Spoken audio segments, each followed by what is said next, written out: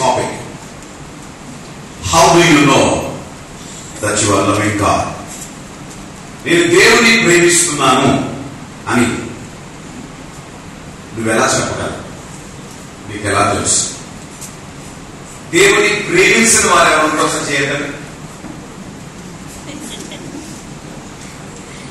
ఇది రీసెంట్ దేవుని ప్రేమించిన వారు ఎవరైనా ఉన్నారా? మనందరం దేవుని ప్రేమించారు.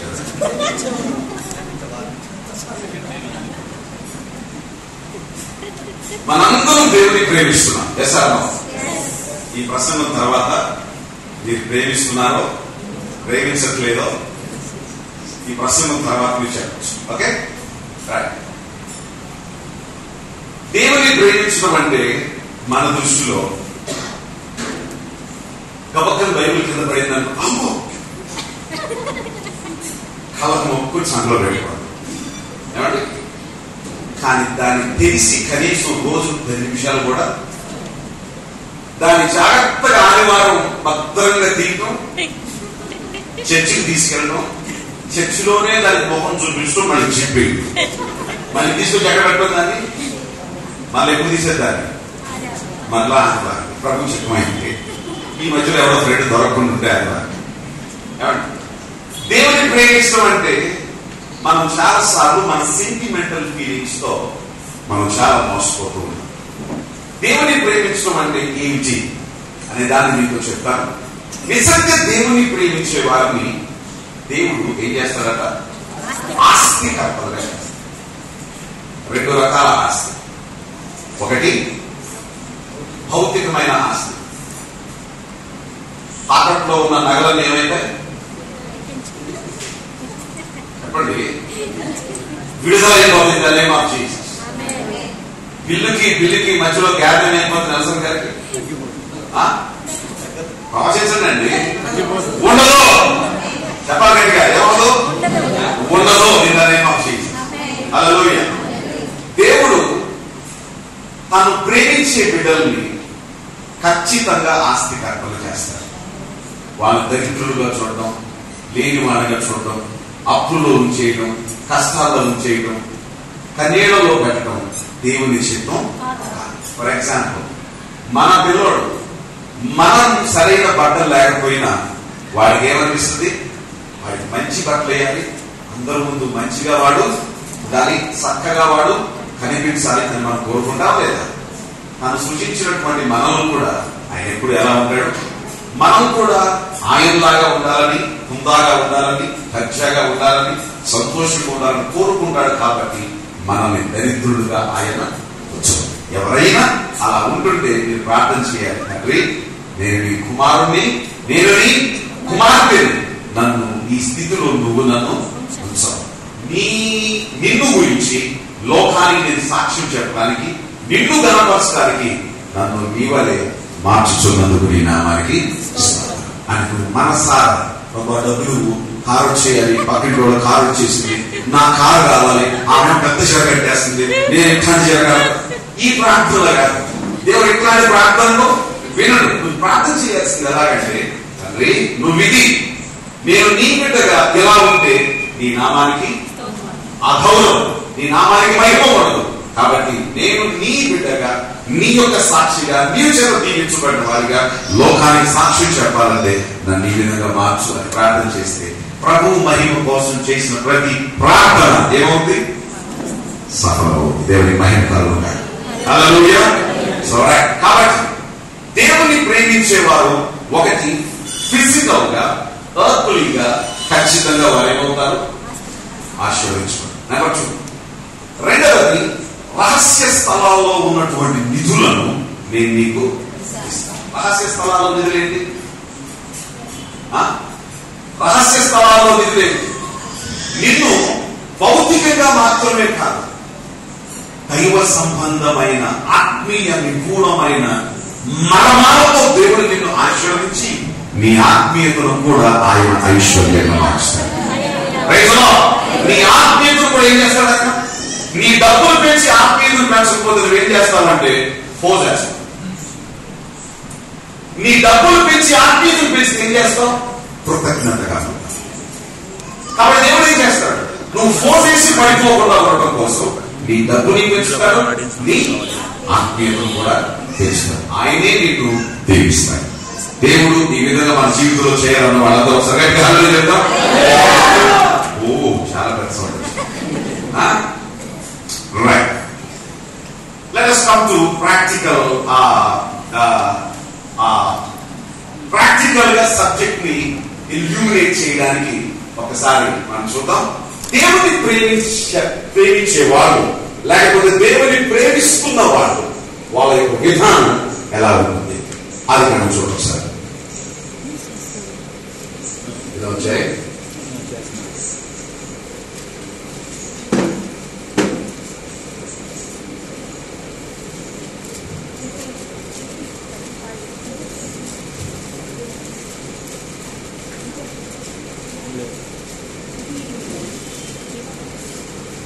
ముప్పై 35వ అధ్యాయం.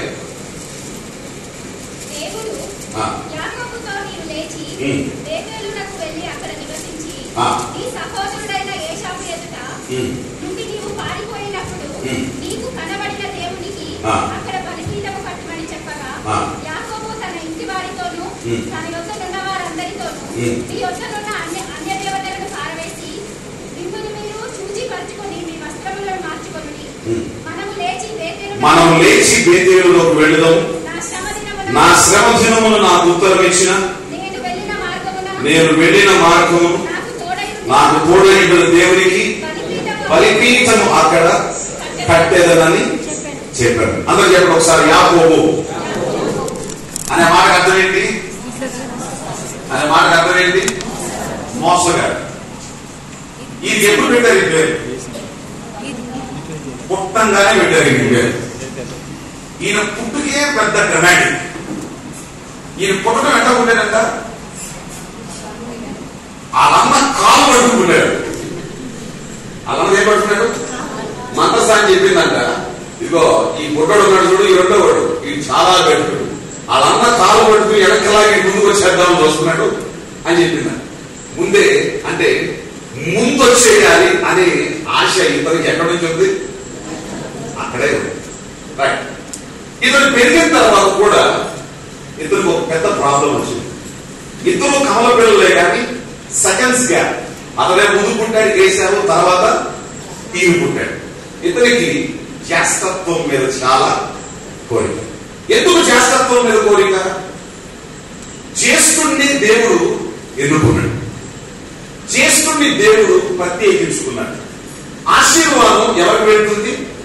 జ్యేష్ఠుడికి వెళ్తుంది. కాబట్టి ఈయనకి జ్యేష్ఠుడుగా వచ్చే ఆశీర్వాదం మీద ఇతనికి మనసును బట్టి ఇతను జ్యేష్ఠత్వాన్ని కోరుతాడు. బాగా విన్నా. ఈ జ్యేష్ఠత్వం కోసం ఆ అమ్మతో చాలా సార్లు మాట్లాడాడు. అమ్మ, పుట్టిన తర్వాత జ్యేష్ఠత్వాన్ని పొందటానికి ఏమైనా ఛాన్స్ ఉన్నాయా అన్నాడు. లేదా పుట్టక ముందే అయిపోతారు. అమ్మ చెప్పి నాకు తెలిసి ఏమి లేవు అబ్బాయి.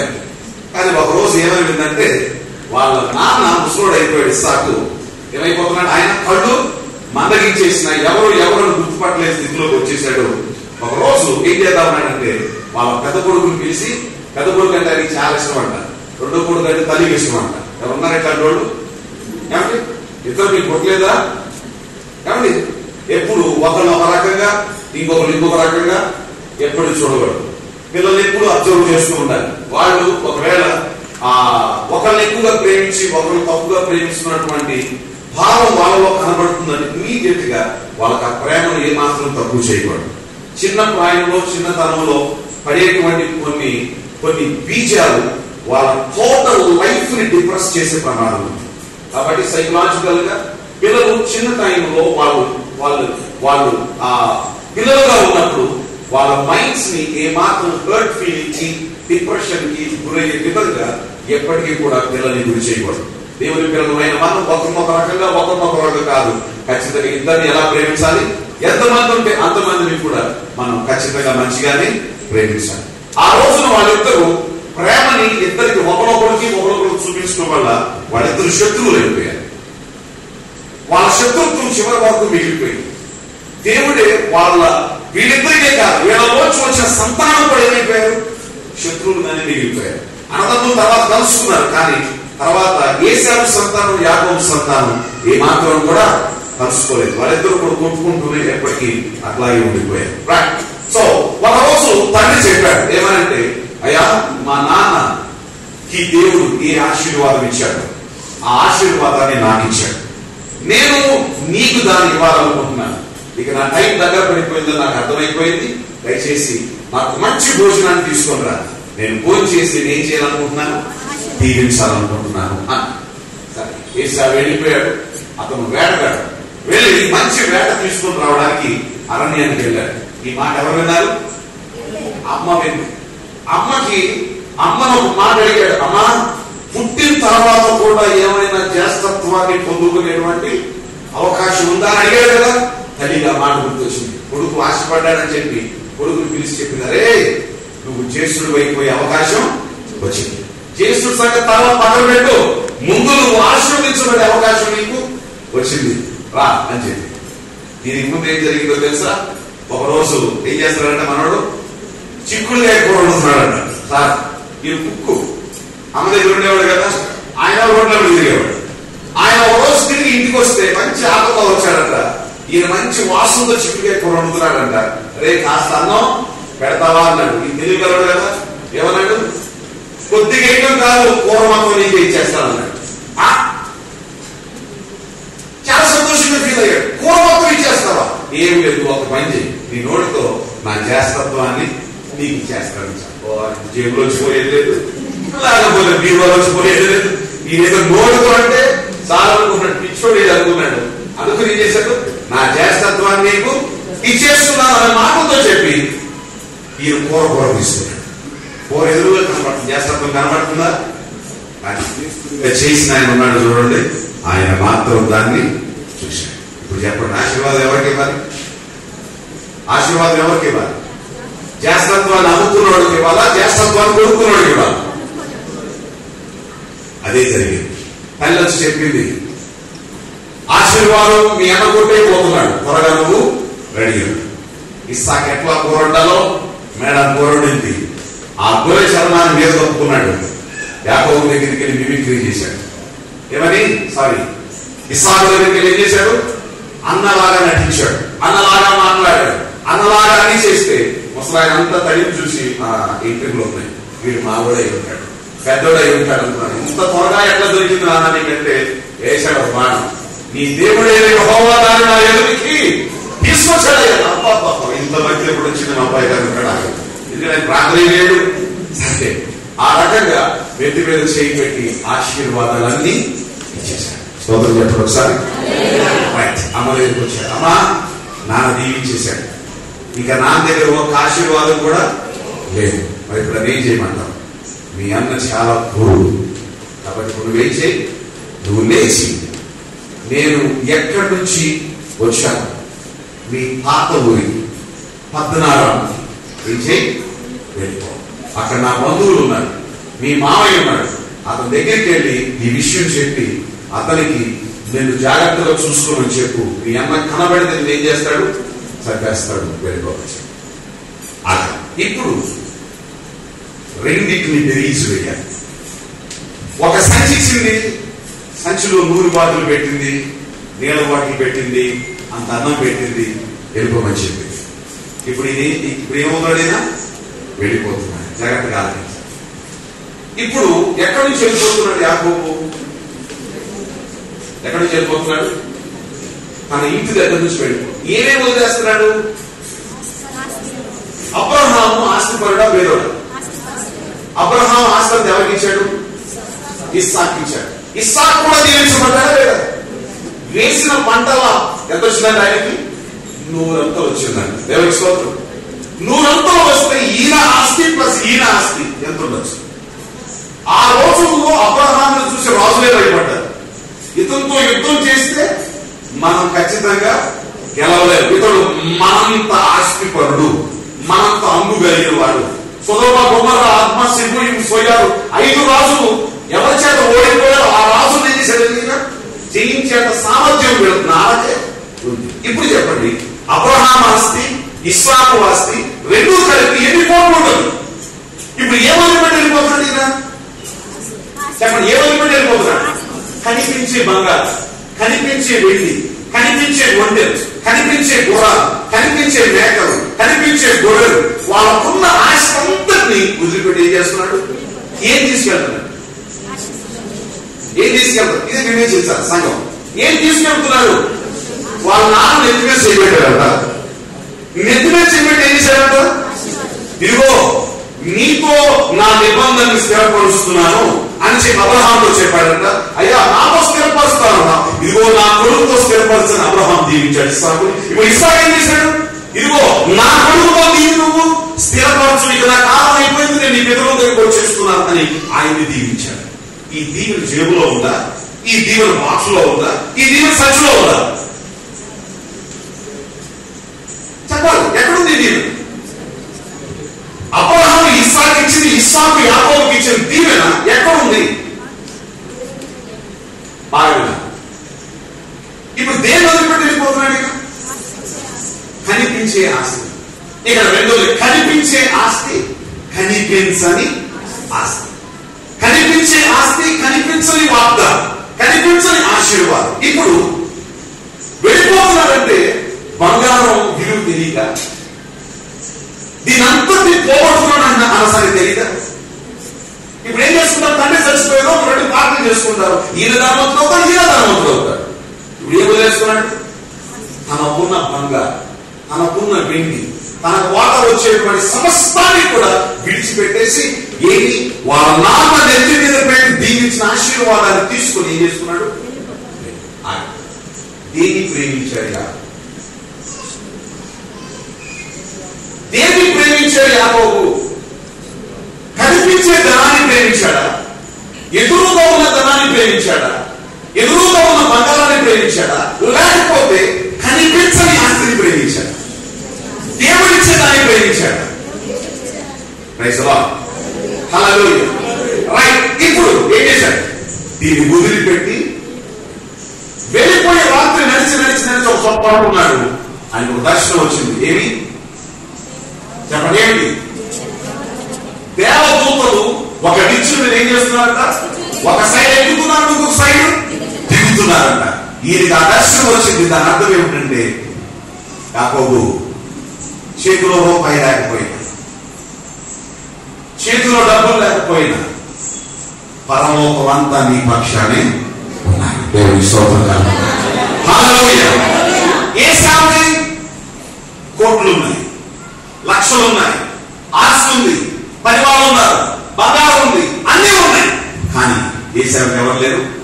దేవుడు లేడు. యాకోబుకి ఆస్తి లేదు. దేన్ని ప్రేమించాడు? దేవుడిచ్చిన ఆస్తిని ప్రేమించాడు, మాటలో ఉన్న ఆస్తిని ప్రేమించాడు, కనిపించని దాన్ని ప్రేమించాడు. కాబట్టి దేవుడు చెప్పాడు, చూడు దేవదూతలు నీకు తోడుగా. దేవదూత నీకెప్పుడు కల్లోకి వచ్చిన, దేవదూత నీకెప్పుడు స్పృహలోనికి వచ్చిన, దాంట్లో గుర్తు పెట్టుకోవాల్సింది స్పెషల్ యూనిక్ హెవెన్ నీ కోసం పరలోకం నుంచి విడుదలవుతుంది అని.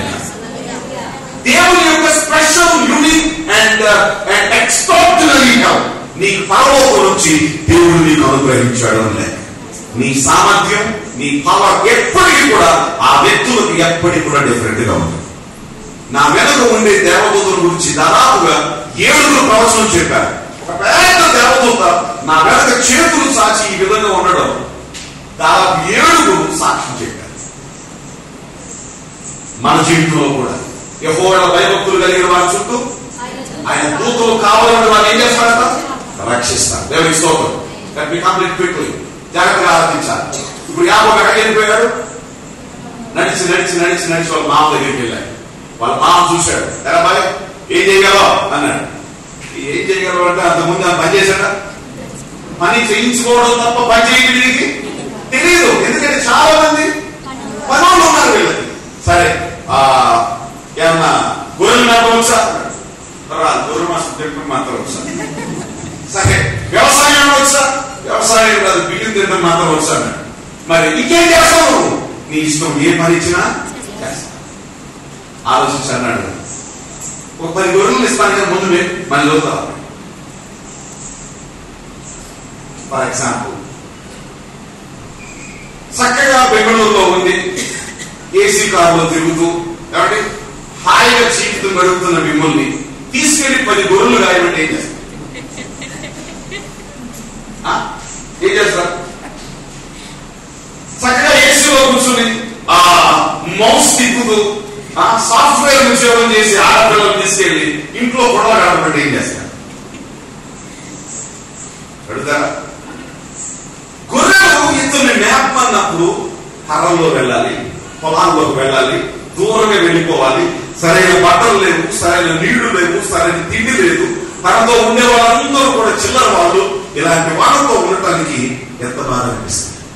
చిన్నప్పటి నుంచి ఒక ఉన్నవాడిగా పెరిగినవాడు, చిన్నప్పటి నుంచి సుఖంలో పెరిగినవాడు, చెప్పండి ఎన్ని ఇబ్బందులు ఎదుర్కొన్నాడు? నా మాటలు ఆలోచించాలి. ఎన్ని ఇబ్బందులు ఆఫ్టర్ ఒక విలేజ్కి వెళ్తేనే, ఒక కుగ్రామానికి వెళ్తేనే మన సౌకర్యాలు లేకపోతే ఎంత ఇబ్బంది అవుతుంది. సరైన హోటల్